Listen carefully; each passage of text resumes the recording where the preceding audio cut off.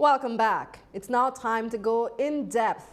Trinidad and Tobago and Jamaica are CARICOM's two biggest member states in terms of gross domestic product, GDP, and the overall economy.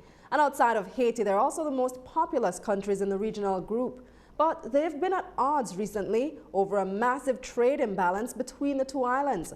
According to figures from Trinidad's Central Statistical Office, the Twin Island Republic exported more than $23 billion in goods to Jamaica between 2006 and 2010, but it only imported $1 billion worth of goods from the home of reggae. Now, Jamaican traders, manufacturers, and exporters aren't too pleased about the imbalance. Some have even suggested that Jamaica should leave CARICOM, a message that's caught on with some members of Parliament.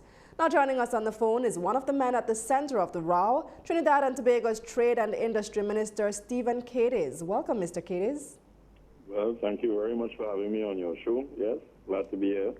Anytime. Now, let's start with the most recent developments. Your Jamaican counterpart, Trade Minister Anthony Hilton, was just in your country last week to discuss this same issue, and you were also in Jamaica a couple months ago to meet with Mr. Hilton.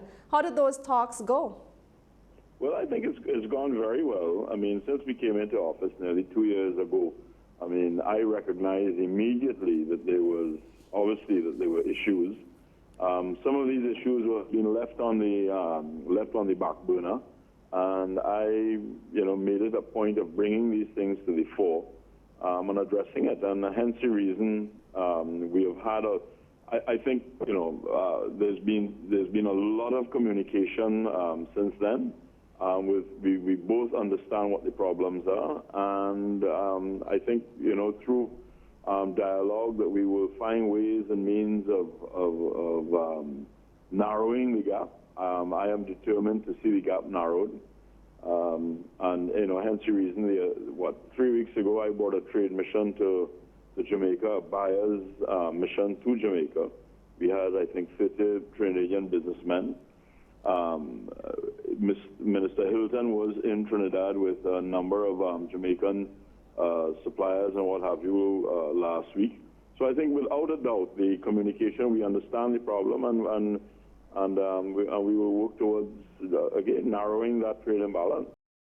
You mentioned understanding the problem. I think we know what the problem is, but what concretely has come out of the discussions between yourself and Minister Hilton? Is there a plan of action to address the issue? Well, I mean, there are a number of areas that we have to consider. One, of course, is the trade in goods and services. That's one. And of course, the very old issue that has not been resolved, which is the issue of energy. And I think, again, the administration in Port of Spain understands the problems there. And when Minister Hilton was in Trinidad recently, we actually met with our Trinidad and Tobago Minister of Energy, even though that does not come under Minister Hilton's portfolio, but at least to get for him to have a good idea of how Trinidad and Tobago views the situation and how, understanding what is happening in Port of Spain, how can we work towards some sort of resolution to this issue. What specifically is that energy issue? Is it that Trinidad, because Trinidad has oil, energy is cheaper, therefore manufacturing is cheaper? That is always that has in fact been a major bone of contention. But the answer, the very quick answer to that is yes. However, the cost of energy in manufactured goods in Trinidad and Tobago, the cost of energy is not significant in the whole scheme of things when you look at the total cost of producing whatever it is. One of the things that Jamaicans complain about the most, the cost of energy in Jamaica. Trinidad has oil. How can that not be significant in the cost of manufacturing? Well, I mean, in some cases, and depending on what business you're in, obviously, the cost of energy is a significant cost, in very much in double digits, 20%, 25%. But for manufactured goods, really and truly, it does not represent an awful lot. In addition to that, of course, Trinidad and Tobago has to ship these goods to Jamaica. In addition to that, I'm pretty sure that there are other costs that are higher in Trinidad than in Jamaica. In fact, right now I'm doing an exercise to determine that how does the cost of energy affect the final cost of our manufactured goods in Trinidad, and how does that relate to, for instance, to the Jamaican market? Because there are other costs that Trinidad and Tobago manufacturers incur. In addition to that, also you have Trinidad and Tobago industry that has invested heavily in Jamaica, that is currently supplying product to the Jamaican market, but this is product manufactured in Jamaica. Minister, if energy isn't that great unequalizer, then what is the issue? Why is it that there is this great imbalance? Because it's not a myth, it does exist. Yeah, well, I mean, again, I'm not saying that the cost of energy in Trinidad is by no means... So what is it then if not energy? Well, part of it is energy. I'm not saying that it is not energy, but it's not entirely energy. There are other issues. I mean, we have had substantial investment in our manufacturing capabilities. For instance, over the last 3 years, we have estimated in private enterprise that there's been approximately $1.5 billion TT dollars that have gone into additional plant, that have gone into making our manufacturing more efficient and what have you. And I'm pretty sure that at the end of the day, that obviously that is going to account for lower cost of production. So, and it's not only selling into Jamaica. I mean, Trinidad and Tobago manufactured goods are going into the United States, going into Canada, going into Europe, Central America. So it's not to say that that Jamaica is by means the only territory that we are selling cheaper goods. That is not the case at all. Is it unfair then that Jamaicans are complaining? Isn't it just that, well, Trinidad manufactures more, so you naturally would export more?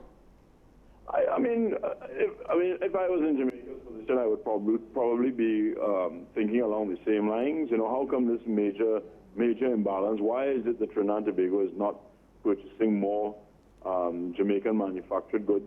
And I think with the recent happenings, with us coming to Jamaica to see what is available, what is there, Jamaica coming to Trinidad, I think that is very much the start of a much improved relationship. We were extremely impressed with what we saw at JAMPRO.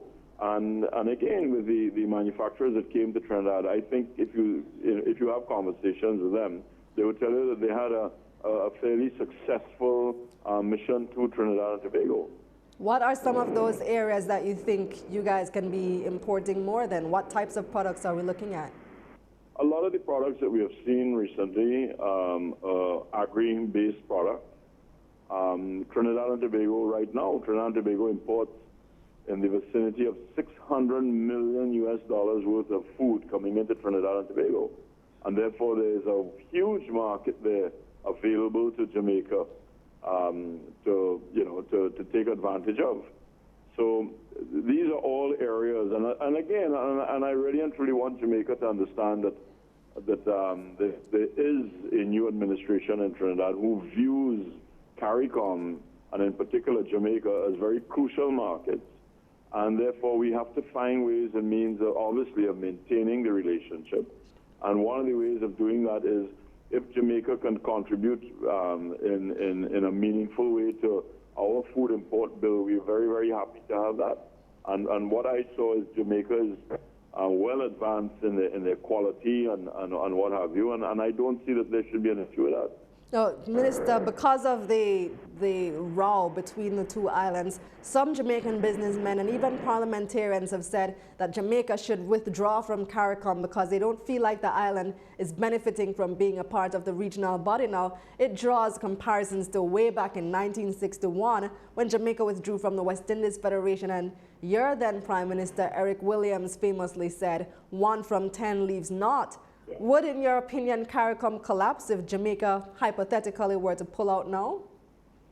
Well, I hope that's not by any means the course that Jamaica would attempt to go on.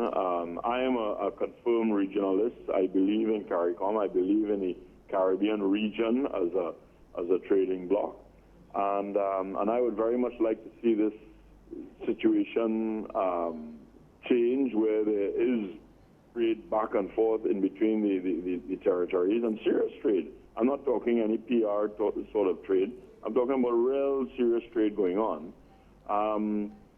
And I hope that Jamaica does not continue to think that way. I understand why they would think that way. And but you know, that Eric Williams saying of 1 from 10 leaves not, you know, that was in 1961, as you say. I was a very young boy at the time, and I don't subscribe to that at all. I really and truly believe that CARICOM can, in fact, not only survive but prosper as a bloc, and I would very much like to see that happen. Okay. Well, thank you very much for joining us, Mr. Cadiz. All right, Kalilah, anytime. Yep, I'm right here, ready, and I'm just hoping that we can correct the situation in the shortest time possible. Yes, we'll definitely be looking forward to seeing how this situation plays out over the next few months and years. Trinidad and Tobago's Trade and Investment Minister CEEN Caribbean joining us there for in-depth. Well, I don't know if Jamaica's athletes have any problems with Trinidad. Alexis Nunez has the latest in sports.